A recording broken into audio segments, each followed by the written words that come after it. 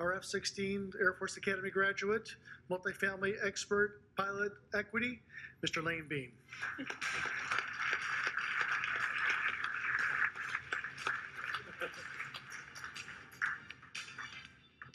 Yes. So Albert Einstein was invited to the Mensa National Society briefing. And he was there and he asked one of the individuals in the audience, he said, well, what is your IQ? And this gentleman responded, 160 points, which indicates exceptional intelligence.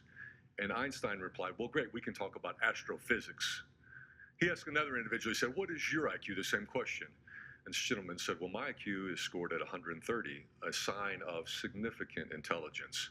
And Einstein replied, and he said, well, that's good. We can talk about the events of the day. And he asked a third individual, what is your IQ? And this individual said, well, my IQ is 60, indicating very low intelligence. And Einstein said, great, we can talk about the direction of the real estate market. I tell that joke and I think it's funny because all good humor has some element of truth, right? Now, the problem with that is James asked me to come up here and talk about the real estate market, so perhaps he's saying something that I don't know. But I do want to share with you just real briefly, and he's generously given me 5 minutes to tell you everything you need to know about real estate development. So stand by, we're about to engage afterburners because I have heard about the 4-hour work week, but if I can tell you what you need to know in 5 minutes about development, then wow, I'm going to be writing a new book. I have 3 things I want you to hear. Why develop, okay, how to develop, again, in a challenge, and then what the next steps are.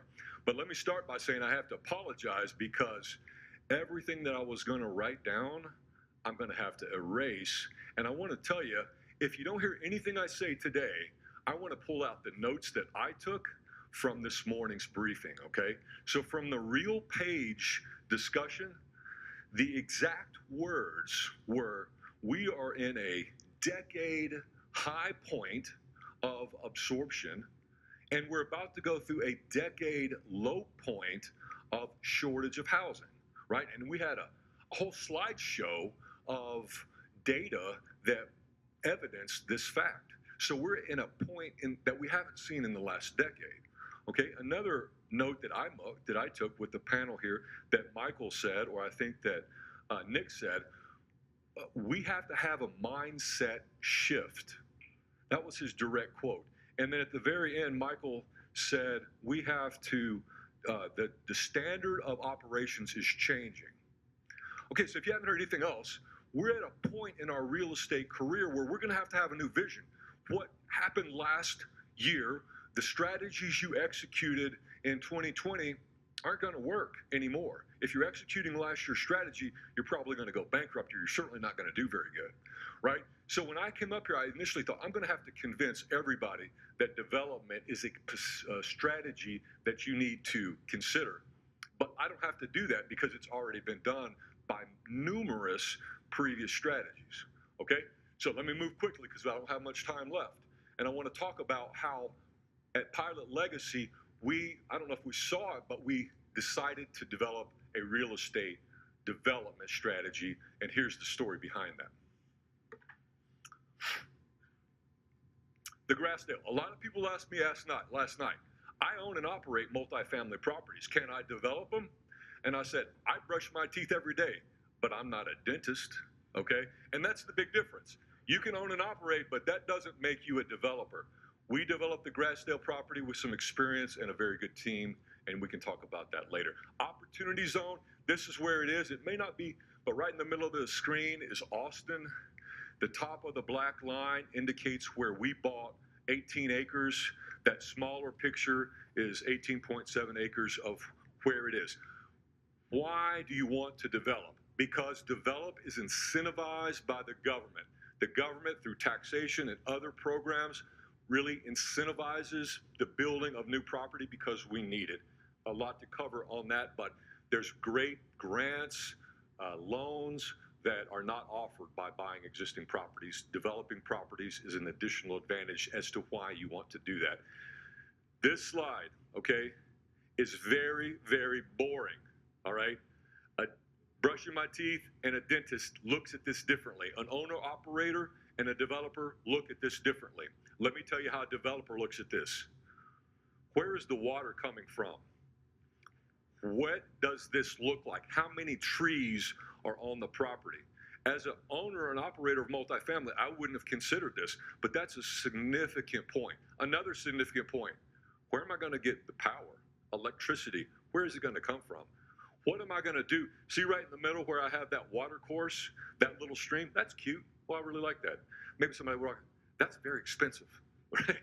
What's the slope of this? There's so many things as a developer that I see expenses on this particular slide, and you have to learn to train your mind. The other thing, okay, again, this is just a developer's point of view. You see that housing develop up there up in the top left? How many of those people don't want me developing this? And if there's enough of them, my multifamily project is going to go nowhere, okay? So there's so many things here that you're going to have to cooperate with someone that knows how to change this agricultural land or farmland into a multifamily property or whatever property you have to do.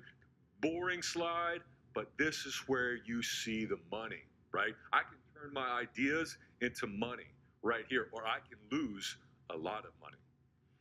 Okay, that's what we did. On the previous slide, this is the actual site of Grassstone. I'll show you this through in the next 3 minutes, I hope. But now, what I'm looking at here as a dentist instead of a tooth hygienist, okay, is I changed that into 3 separate lots. What does that mean? It means I have to get approval from a lot of governmental bureaucrats, and they have to approve this. That process is very slow. And if you have a single I that's not dotted, that's a month delay, okay?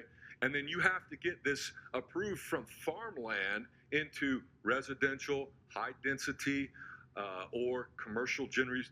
There are many, many stumbling blocks, okay? So when we talk about how long it's going to take me to buy this land and then get my first rent check, the big unknown is the last 2 slides I showed you. I can estimate that, but it is a difficult thing to estimate because the city staff took off on Friday.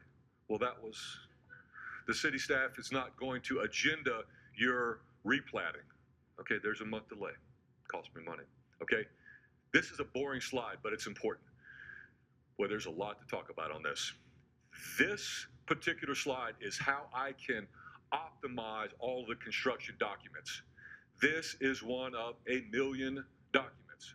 And I may not be exaggerating that document number. You're going to burn a whole forest of virtual and digital trees with the PDFs and the documents that are required to present this to the city. But this is where you make money, right? This is where I turn sheer ideas, my vision, my thought. What is necessary in today's market? I've got a fenced property. I've got garages. I've got these nice things that I know the community wants. And if I can turn that into an envision, then I can really do well, okay? This is the site. This is just one of the many documents required. And I haven't even turned shovel of dirt yet. Again, this is a document necessary for planning. This is where the people on stage, the people in the seats, you use your vision, use all your knowledge. You execute your understanding of what the market needs and requires, and you make this, okay? You communicate this to the architect. You communicate this to the city, and they approve it, and you are well represented. This point right here, this was July 7th, 2020. We turned the dirt for the Grassdale, and this is about 1 year, okay? So there's been 1 year of work, and you see what we've done, 0. But this is where the boring part of development, design, and planning makes you successful, right? I haven't sweat a single time other than this day, which was very hot. But that's where our knowledge was now executed. And I'll show you that 1 second. This is extremely boring, right, for everybody in here. But this is how your property is for 30% of the timeline, okay? You saw that cute little stream? Very expensive because now they're going to implement power. How do you get power? How do you put the sewer in there? Where are the gas lines going? You see in the top left, of the slideshow, it looks like an Olympic-sized swimming pool, okay? Let me ask you a very simple question. If I dig a 1-gallon hole in the ground and I pour 1 gallon of water into it, how long does that gallon take to absorb? That's a very easy question, but it is almost impossible to calculate. And I'll show you a picture in a second here. The types of calculations and design features are, there's a lot of unknowns when they start doing this work, okay? I'm moving fast as I can. This is right here. This is like halftime show. This is where it starts getting fun, okay? And you can see the vertical development. To me, you know what I see here? A tremendous daily amount of inspections, right? There's an inspector on the property. There's material delays in this. And again, I'm saying this just because it's project management and it's important to recognize those limitations, okay? The property, as it's completing and as it's getting finished out, this is what it looks like. And now we're getting close to the end of the project, okay? And I'm going to speed up through here as we get to this point. This is where you start brushing your teeth, okay? This is where now the day-to-day operations of lease up, of all of your execution begins to occur. This is a Facebook post. That's all you see. So remember what we looked at before? That's what it looks like now, okay? And so let me wrap it up with this, okay? 30 more seconds, and I'll take it out afterburner, okay, and land this plane. So when I told Paul that we were going to be pioneers in the opportunity zone, multifamily, he said, well, the only pioneers that I know were shot by arrows. And I said, well, thank you, Paul, for that confidence. But we were able to execute this in the opportunity zone.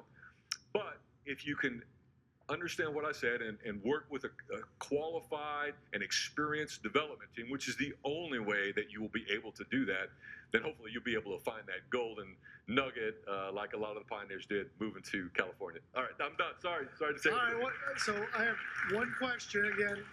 How was this financed, and what was the biggest deal you did prior to this? Prior to this, we bought, value add was our strategy, $32 million. This particular project was a $55 million project, financed through HUD, right? And again, an exceptional program for lending. We combined it with Opportunity Zone. HUD was a $40 million loan. It was a construction draw transition permanent loan, 40-year amortization at an exceptional interest rate. And that financing plan alone is going to make it $5 or $6 million. Yeah, his final rate, it was about 3.5% at 85.5% leverage. Again, advantages of development are good. Okay, thanks, Lane. Sorry, too late. So if you have any questions for Lane, he's going to be out and about. You want to get to know him a little bit better and his group over Pilot Legacy, too.